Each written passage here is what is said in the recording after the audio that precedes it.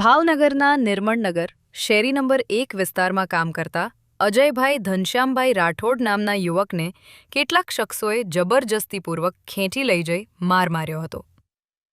ઘટના દરમિયાન યુવકને ગંભીર ઈજાઓ પહોંચતા તેને સારવાર માટે હોસ્પિટલમાં ખસેડવામાં આવ્યો હતો.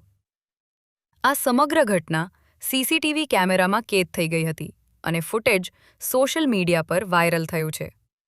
ઘટનાની જાણ થતાં પોલીસે તપાસ હાથ ધરી આરોપીઓની ઓળખ માટે કાર્યવાહી શરૂ કરી છે.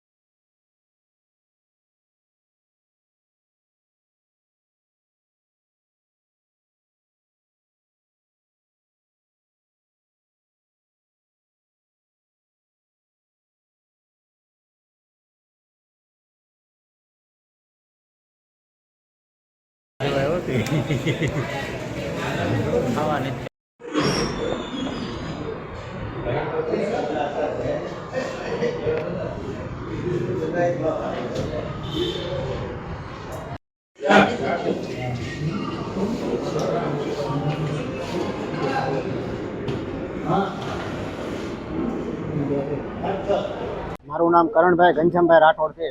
મારું ગામ દેવળિયા છે.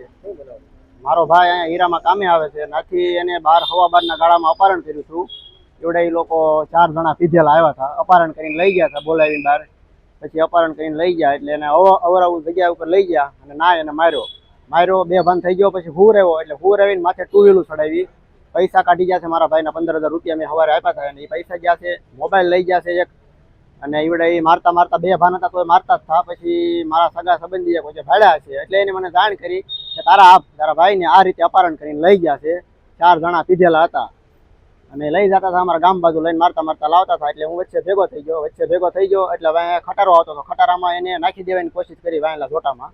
એટલે હું ના પગી ગયો એટલે મેં મારા ભાઈને લઈ લીધો. એવડે લોકોની ગાડી પાડી એની ગાડીની સાવી મારી આગળ છે. અત્યારે એનું હોન્ડા ના પીડ્યું છે. એ હોન્ડાને મેં પાટું મારીને મારા ભાઈને મેં લઈ લીધો. પછી એવડે લોકો હું વહેં જતો હતો મારા બેનની વહેં પેડા એવડે લોકો ધોકાને એવું લઈને. પછી હું દવાખાને જેવો તો ના એને મને ફોન કરીને ધમકી આપી તારે જેમ રહેવું એમ રહેજે, તારા ભાઈને એમના દવાખાને આવીને મારી નાખશું, અમને કોઈની બીક છે નહીં. હા, એકનું નામ જયસુખભાઈ મુકેશભાઈ પરમાર છે, બીજાનું નામ ભરતભાઈ મગનભાઈ પરમાર છે, ત્રીજાનું નામ નરેશભાઈ રમેશભાઈ પરમાર છે, ચોથાનું નામ જયદીપભાઈ ઈશ્વરભાઈ એ પણ પરમાર છે. જૂની અદાવતની સાહેબ મને કોઈ વસ્તુની ખબર છે ને. હું વાડીએ મજૂરી કરું છું. મારો ભાઈ અહીંયા કામે આવે છે અને મારા ભાઈને 8 થી 10 મહિના પહેલા ઓપરેશન કરેલું છે. એ ઓપરેશનમાંથી એવડે લોકોએ પુરાવીને ગાડીઓ ચડાવી છે. એને આતરનું ઓપરેશન કરેલા છે સલટી હોસ્પિટલમાં. એના કાગળિયા છે, એની દવા જે મારા ભાઈને શરૂ છે. પોલીસ ફરિયાદને આવડા લોકો જે જાણ કરી છે પણ કોઈ આવ્યું નથી.